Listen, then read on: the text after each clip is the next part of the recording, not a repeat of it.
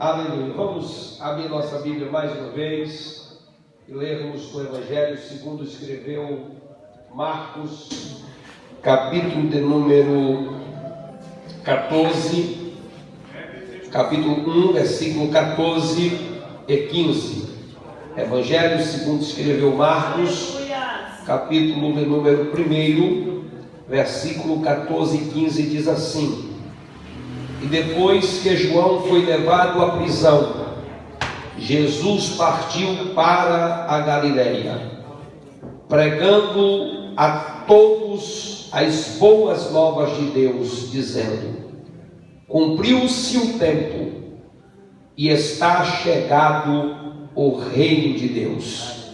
Arrependei-vos e crede no Evangelho.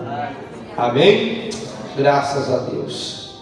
Queridos, o texto bíblico que lemos, nós estamos refletindo na série sobre o Evangelho segundo escreveu Marcos, e desde que começamos, falamos aqui sobre João Marcos, o rapaz que foi usado por Deus para escrever este Evangelho que chegou até nós. Falamos aí das dificuldades e lutas que ele passou na sua vida. Falamos também sobre a forma como ele escolheu demonstrar que Jesus de fato era o Filho de Deus, dando assim argumentos de que o seu nome estava descrito nas profecias. O arauto que ia falar de Cristo também era descrito nas profecias. Então este arauto, João Batista, veio trazendo uma palavra de Deus para as pessoas que estavam no seu tempo, vivendo a sua época. O seu lugar de pregação não era os grandes centros, não eram os templos, os santuários da época, mas era um deserto. A Bíblia diz que no deserto João pregava e as pessoas se aproximavam. E aí quando você lê o versículo 15, dizendo que Jesus dizia: arrependei-vos e crede no Evangelho, dá uma semelhança àquela tonalidade que o próprio João já pregava antes também, dizendo para se arrepender. A mensagem de João, muitos poderiam dizer que é uma mensagem dura, que é uma mensagem difícil, mas João ele pregava, e Lucas diz que quando João pregava, ele pregava para as autoridades ali, os fariseus, os escribas. João ministrava também para os soldados que estavam presentes ali olhando, onde havia um aglomerado de pessoas. Então os soldados se faziam presentes também naquela época. E João não tinha questão de passar a mão pela cabeça de um público específico. A mensagem dele era uma só. E como consequência, não podemos ter medo das consequências dessa questão de pregar o Evangelho, porque o Evangelho tem que ser pregado, doa quem doer, é o Evangelho. Nós não podemos mudar o Evangelho, moldar o Evangelho ao gosto das pessoas. O Evangelho é o poder de Deus e ele tem que ser pregado. E mediante João pregar esse Evangelho enfático, esse Evangelho duro, vamos assim dizer, de arrependimento, de conversão, houve a consequência de dizer que agora João foi levado à prisão. Sabemos muito bem que João veio a falecer, veio morrer depois, por causa de um pedido que uma moça que teve a oportunidade de dançar na presença do rei, e ela fez uma dança lá que agradou ao governador, ao rei Herodes, e o texto diz que esse rei então concedeu a ela um pedido, e o pedido que ela fez foi orientado pela mãe, e uma mágoa, um ressentimento por causa da pregação que João havia ministrado, e que ela, juntamente com o que era cunhado e agora marido, o ex-cunhado agora marido, pois havia roubado a esposa do próprio irmão, aquilo era um ato de adultério, e João denunciou aquele ato de adultério através da sua pregação, dizendo que ele era adúltero. Aquilo levou consequentemente à prisão, e na prisão a moça pediu que, como desejo a um pedido que ela tinha, ela queria que João fosse dado a ela a cabeça de João num prato. A moça que teve a oportunidade de ter a metade de um reino faz um pedido para querer uma cabeça de alguém por causa de uma mágoa, de uma vingança, que a mãe é que tinha, não era ela não. Ela herdou a consequência da mágoa da mãe. Uma satisfação de ter uma cabeça de alguém, colocar num prato, daqui a pouco jogar no mato, enterrar ou queimar, como queira, né, ou como fizeram. E consequentemente João foi para a eternidade, mas o texto diz que Jesus apareceu pregando, ou partiu e começou a pregar uma mensagem da mesma pegada, né? Desculpa a expressão assim, mas na mesma tônica, né? Da mesma forma, Jesus aparece e pregando, dizendo: arrependei-vos e crede no Evangelho. Talvez Herodes e os homens daquela época pensavam: vamos parar João para seu Evangelho. Parou-se João para seu Evangelho. Não, muito pelo contrário, a igreja nunca deixou de crescer por causa das perseguições. Perseguição, muito pelo contrário que alguém possa pensar, não para a marcha da igreja.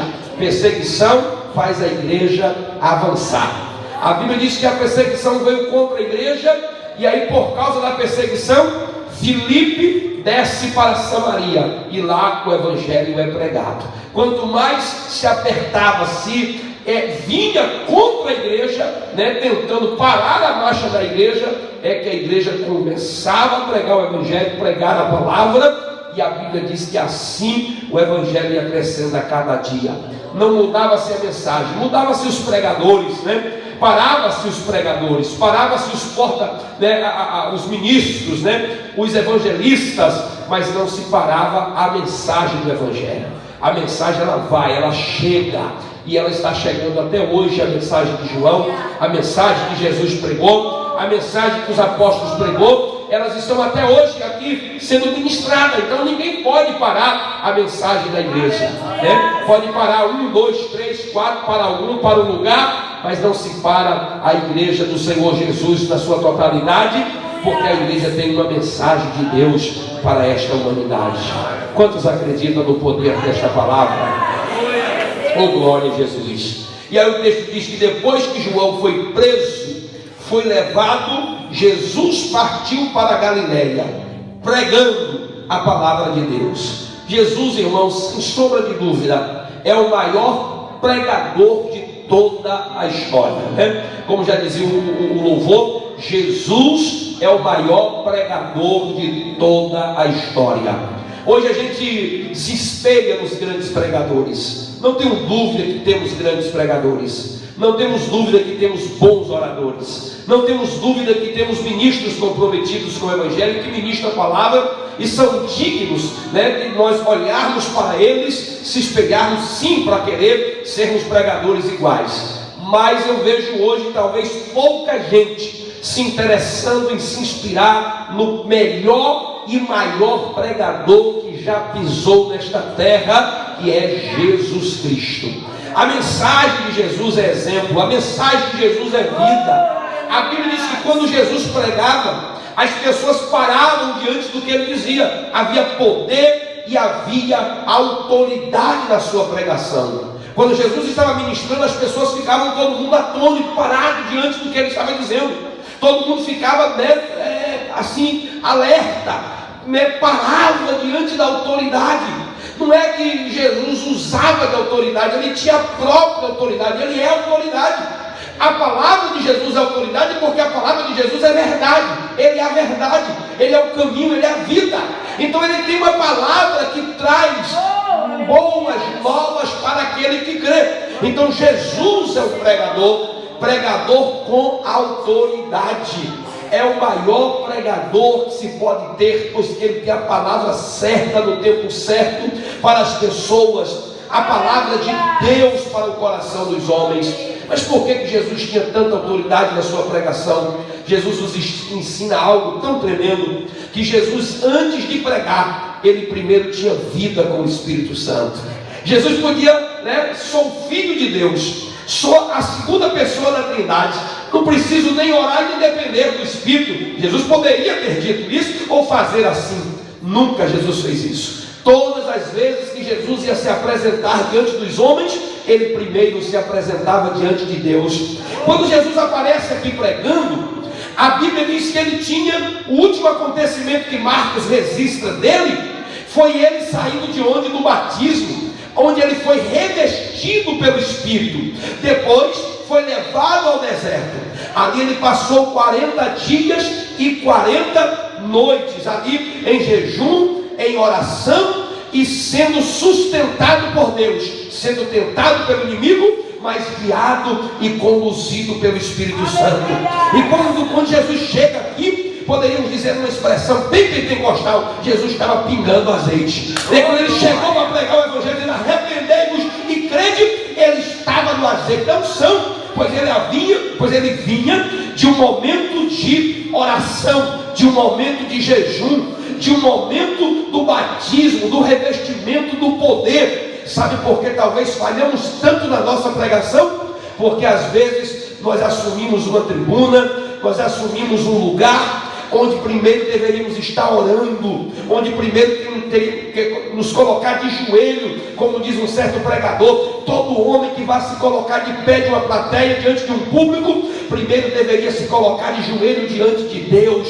Dependência total. Pregar não é uma profissão, não pode ser entendida como uma arte, onde eu domino as técnicas e sei todas as regras da homilética, tão somente da hermenêutica. Não. Pregar precisa-se de conexão com os céus, precisa saber se está ligado com o Espírito de Deus, ter comunhão com o Espírito, viver esta verdade, esta palavra. Como é que eu falo de oração e eu não oro? Como é que eu falo de ler a Bíblia e eu não leio? Como é que eu falo de congregar e não congrego? Então primeiro eu preciso ser um praticante desta palavra, para depois eu ser um pregador, um porta-voz dela.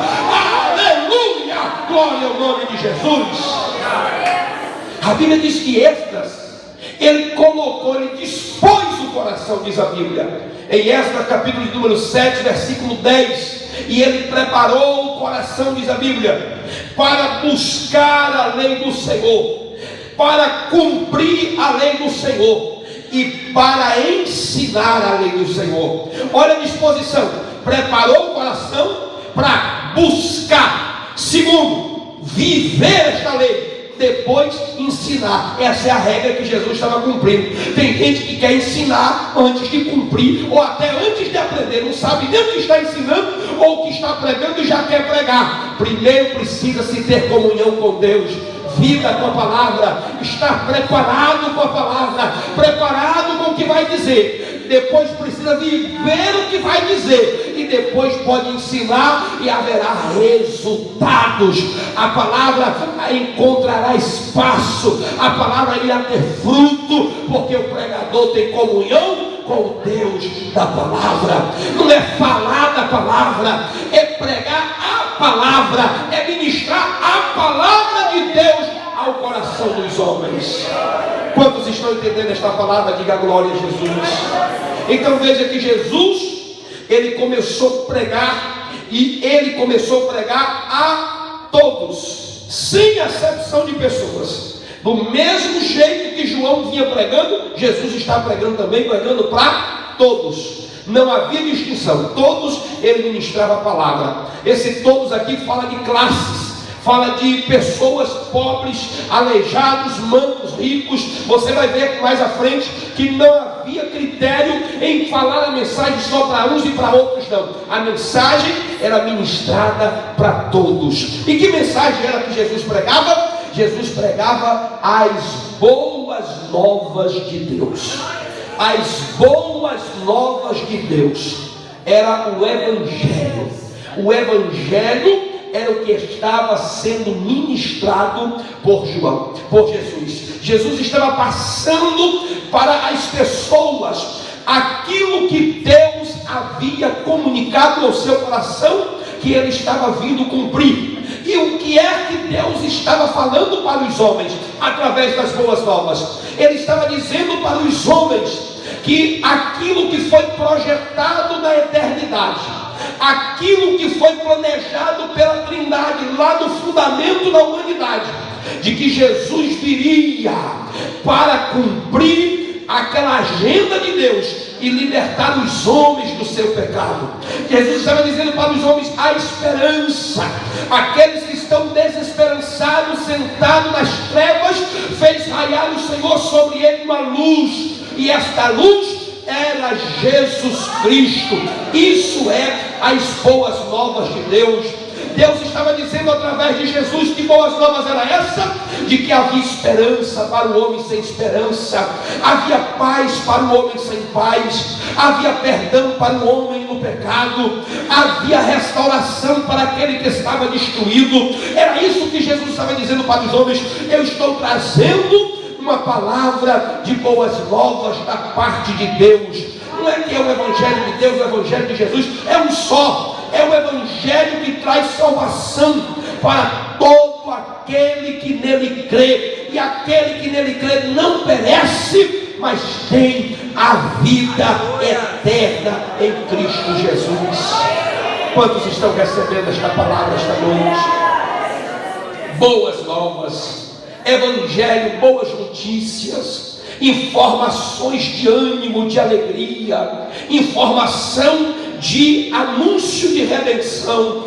É igual quando alguém está em um lugar e ele está esperando um resgate, está esperando talvez um socorro de alguém, e alguém diz: olha, encontrei aí a ambulância, né? Encontrei o pessoal do SAMU, encontrei o pessoal aí vindo para cá, estão procurando a casa de vocês, calma que já está chegando o alívio. Quando alguém está esperando alguém ansioso e alguém diz: olha, a solução está chegando, já saiu daqui, já está a caminho, a pessoa se alegra. Era uma notícia boa que Jesus estava trazendo para os homens, dizendo: ninguém está sentenciado ao inferno, há uma porta, há um caminho de Deus, há uma vida que Deus está dando para o homem, há um acesso que está sendo aberto para a humanidade.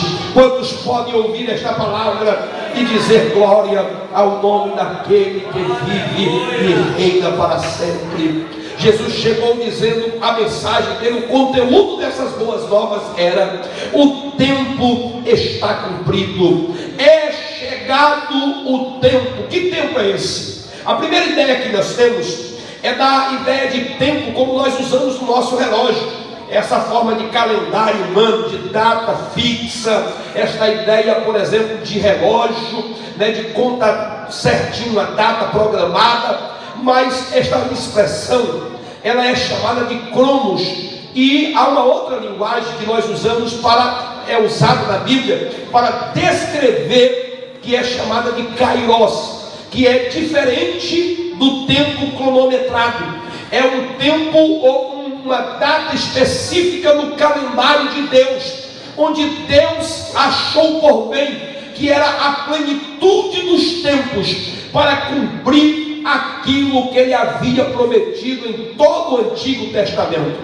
Deus havia prometido aos homens a redenção. Deus havia prometido aos homens o perdão dos seus pecados.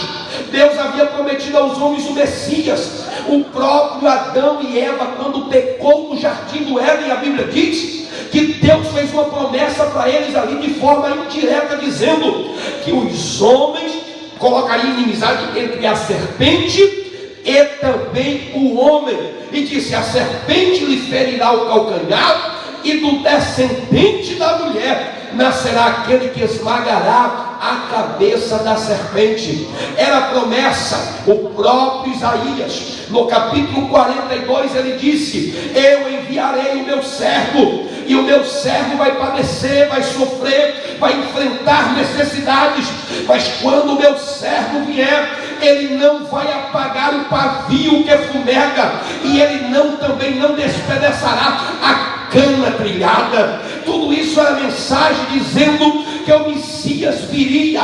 Mas quando é que esse Messias viria? Na plenitude do tempo. Aí Jesus começa a pregar as boas novas dizendo: o tempo é chegado, chegou o momento do cumprimento das profecias acerca do Messias. Em outras palavras, Jesus estava dizendo: eu sou o Messias, eu estou cumprindo o tempo de Deus. Quem está entendendo a palavra, diga glória a Jesus. Aleluia. Quando Jesus disse que o tempo está cumprido, era a data mais oportuna para ele nascer. Nesta época aqui, quem dominava era o Império Romano, e a Pax Romana, que era dominar o mundo, era a melhor plataforma para Jesus chegar, pois a política romana de cidadania, dos tribunais, a política, a forma de comércio dos romanos era por demais apropriada para aquele tempo que Jesus veio. Quando você analisa a questão da cultura, o cultural da língua daquela época, quando Alexandre o Grande implantou o idioma grego por toda aquela região, dominando todos os impérios no seu tempo, aquilo gerou uma plataforma da língua, onde as pessoas usavam o grego como dialeto. Aquilo propiciou o tempo oportuno para que Jesus chegasse para trazer uma palavra de Deus para aquela humanidade. Quando nós analisamos toda a estrutura judaica, pois os israelitas tinham sido destruídos na sua religião no tempo de Babilônia. Depois de Babilônia, edificou sinagoga em cada cidade onde moravam os judeus. Aquilo era a disseminação da religião judaica, aquilo era portas abertas para a pregação do Evangelho. Quando você lê o livro de Malaquias, a última palavra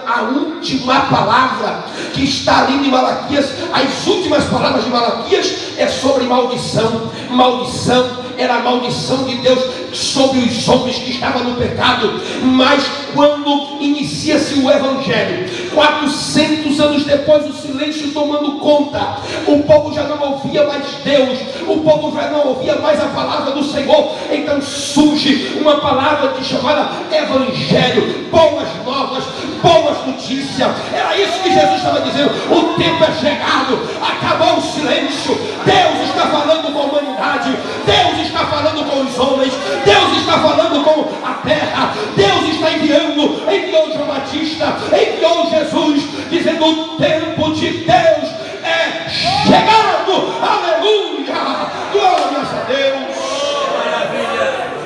Oh glória, este é o tempo oportuno. O amanhã nós não sabemos, o amanhã não nos pertence, não sabemos como será o amanhã, só esperamos viver este tempo que Deus determinou para nós.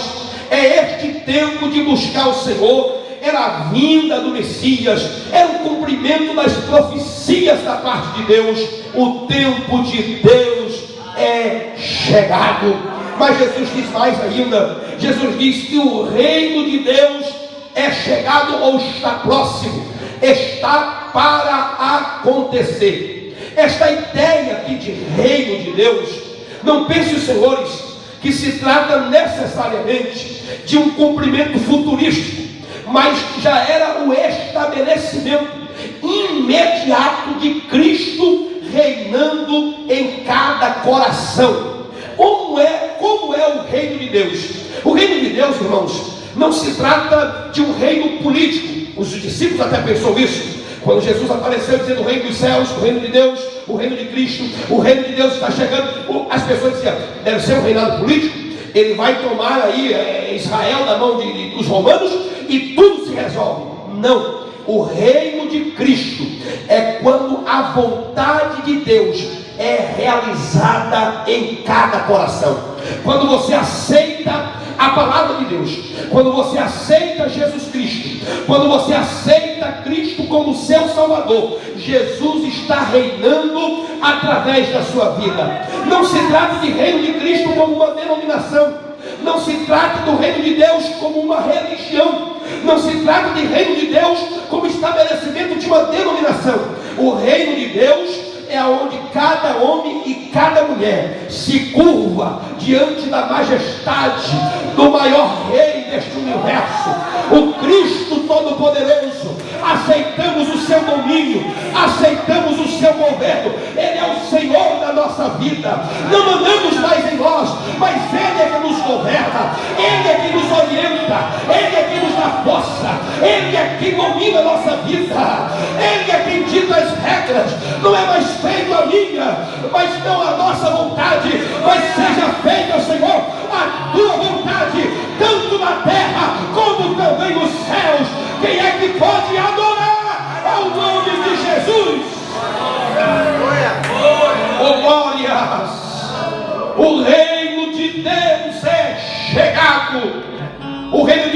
quando você se dobra diante de Deus. É quando você reconhece que Jesus é o Senhor da sua vida. Ele é o Senhor da tua casa. Ele é o Senhor da tua história. Ele é o nosso Deus, o nosso Senhor. O reino de Deus é quando cada homem faz a sua vontade. Aí dizia Jesus, sua família está aí. Ele dizia, não, minha família é quem faz a minha vontade. Os meus discípulos é aquele que cumpre a minha vontade, é que faz o meu querer. Não é eu ter uma credencial, não é eu fazer parte de uma religião. A religião é a tentativa do homem chegar a Deus, mas o reino de Deus é Deus chegando ao homem. Aleluia! A religião são os meios criados pela liturgia, criados pelos homens para religar o homem a Deus. Ainda que use os métodos corretos e os meios corretos aplicados por meio da palavra, mesmo assim será religião. Mas reino de Deus ou evangelho é aquilo que Deus fez para vir até os homens. É Deus deixando o trono de glória, assumindo a condição de homem e vindo a esta terra para trazer salvação a todo aquele que nele crê. Aleluia!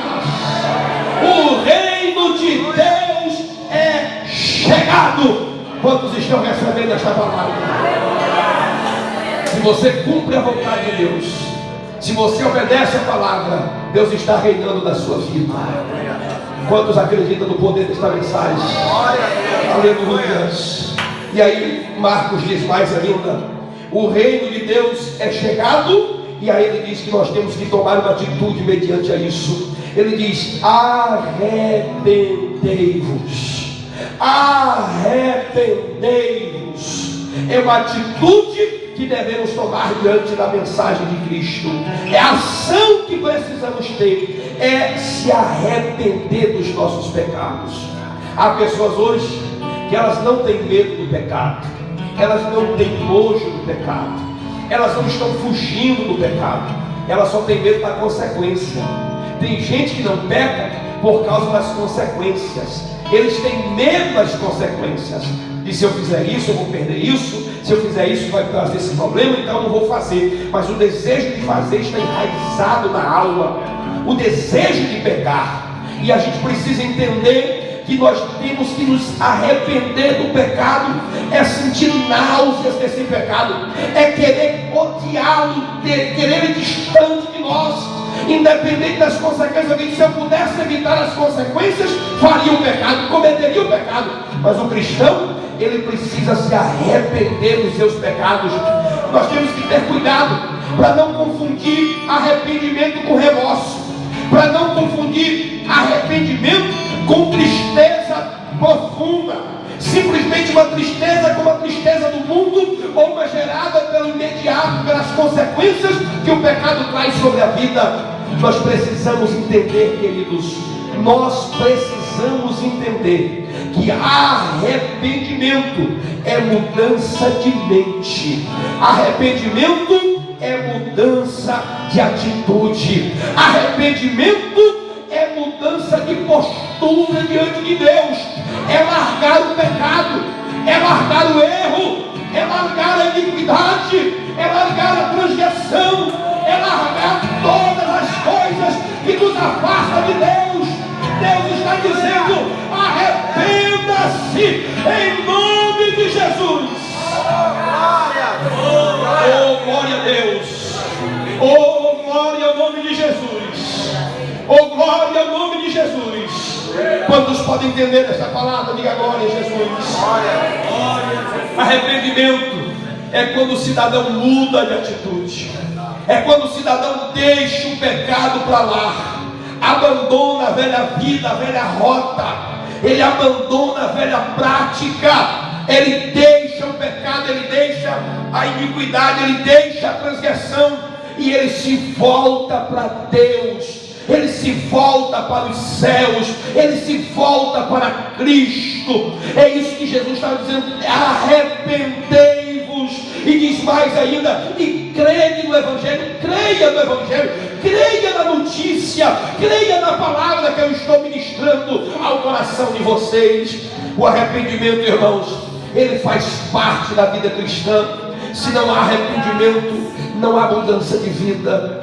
Arrependimento é não se tornar conformado com este mundo, é mudar, é andar talvez na contramão, é andar na contramão do mundo, na contramão da sociedade, na contracultura que essa sociedade prega. O arrependimento eu comparo sempre, o arrependimento sincero, com a prática daquele filho pródigo, aquele rapaz que pegou a riqueza, saiu de casa, foi viver uma vida dissoluta, e a Bíblia diz que quando ele estava vivendo a vida dissoluta, gastou tudo, foi parar lá criando porcos.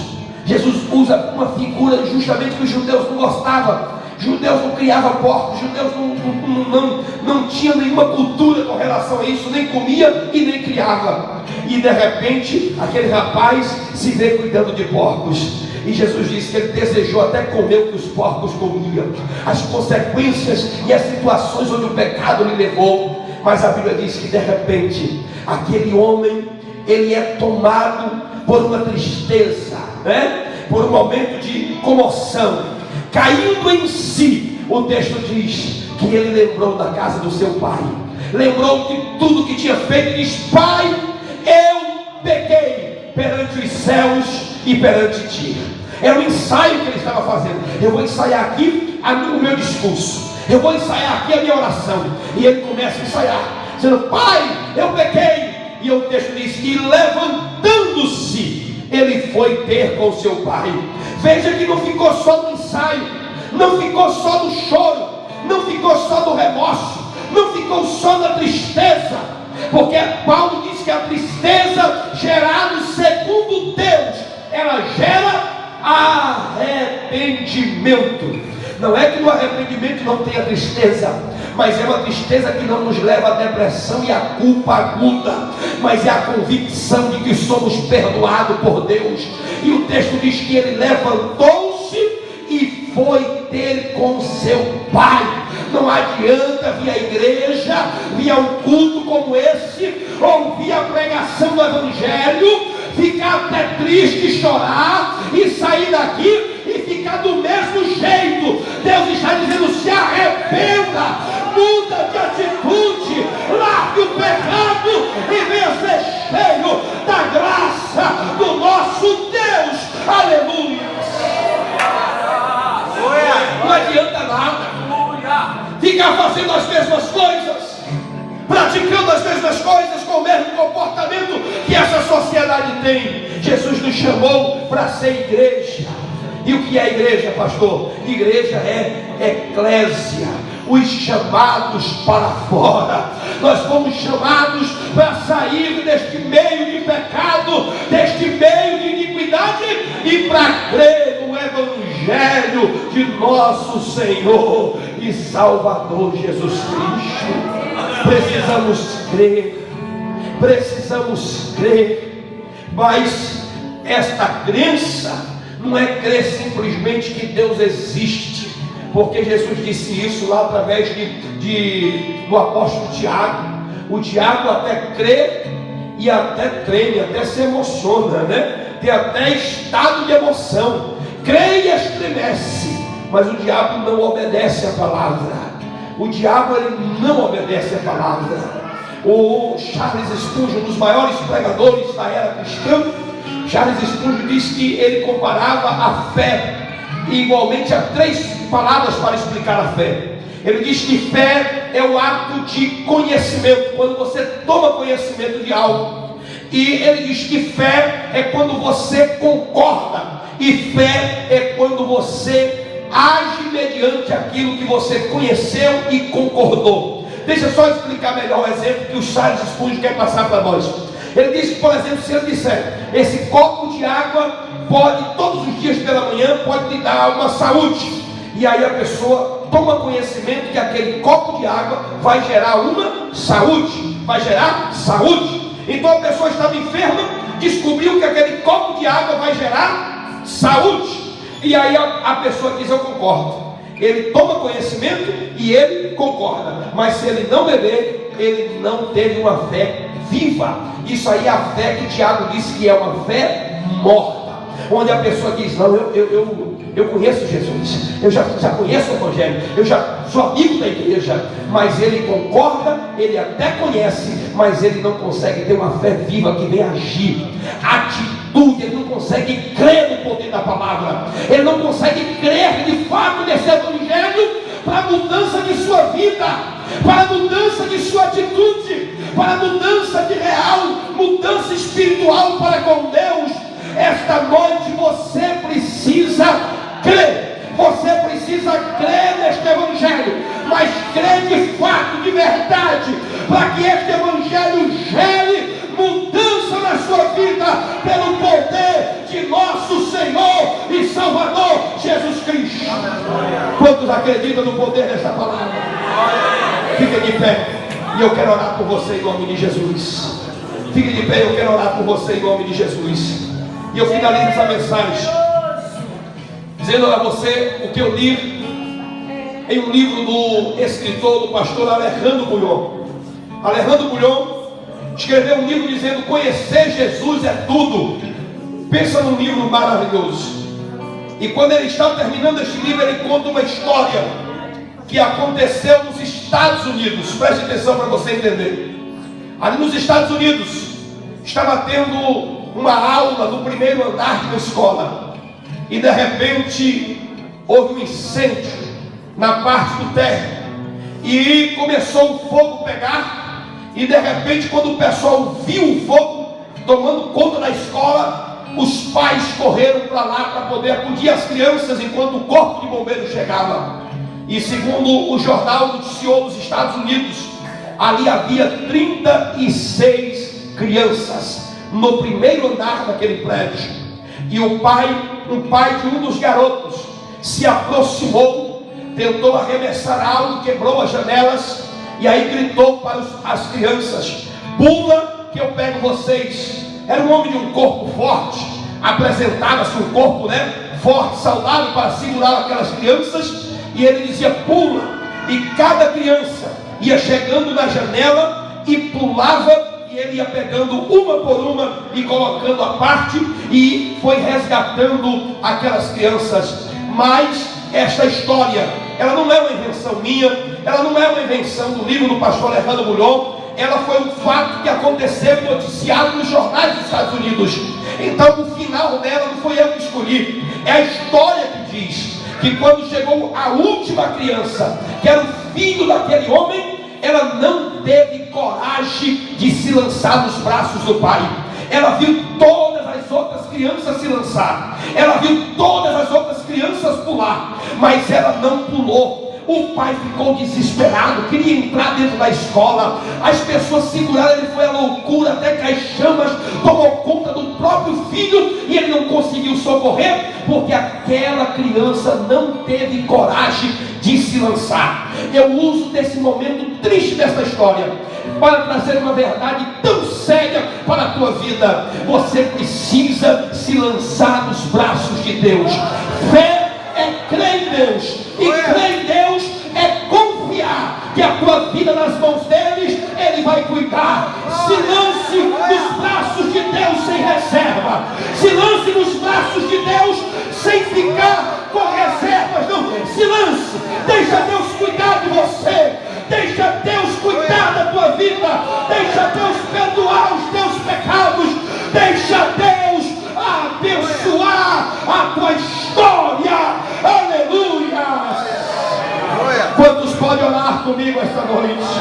Eu quero orar com você esta noite. Eu quero orar com você esta noite. Eu quero orar com você esta noite. E quero que você ore agora, dizendo: Jesus, me ensina a se arrepender, me ensina a crer, me ensina a crer nesta palavra, a crer neste Evangelho, a confiar neste Evangelho. Quantos podem orar comigo agora? Em nome de Jesus, em nome de Jesus, aonde você está agora, aonde você está neste momento, ouvindo a minha voz, ouvindo esta palavra, ouvindo esta mensagem, receba a virtude do Espírito Santo, que gera arrependimento, que gera fé em você, para você aceitar a obra de Deus, para você aceitar a obra de Cristo. confiar que Ele pode mudar a sua história, que Ele pode mudar a sua vida, que Ele perdoou os seus pecados. Aceite esta obra de Deus, aceite esta obra de Cristo para mudar a trajetória da tua vida. Aleluias. Um dia Deus se encontrou com Paulo no caminho de Damasco e disse: dura coisa para você é querer ir contra os meus aguilhões, é querer vir recalcitrar-se contra os aguilhões, é me perseguir. E Paulo, aleluia, mudou o rumo da vida, mudou o rumo da história e acreditou em Cristo e se tornou um pregador desta palavra. Aleluia, aleluia. Deus quer abençoar a tua vida hoje, mas você precisa se entregar a Cristo sem reserva, se entregar a Ele sem reserva. Deixe que a graça de Deus tome conta da tua vida, que a graça de Deus abençoe a sua história. Quantos recebem esta palavra? Oh Deus, abençoe os teus filhos agora. Aonde houver dúvida, aonde houver incredulidade, aonde houver dureza de coração, aonde houver uma vida que não está conseguindo, meu Deus, se arrepender dos seus erros, que esta noite a graça do Senhor possa tomar conta desta vida e que ele seja impactado pela glória do Senhor. Quem crer diz amém. Quem crer diz amém. Vamos aplaudir o Senhor Jesus. Oh, glória a Deus. Aleluia.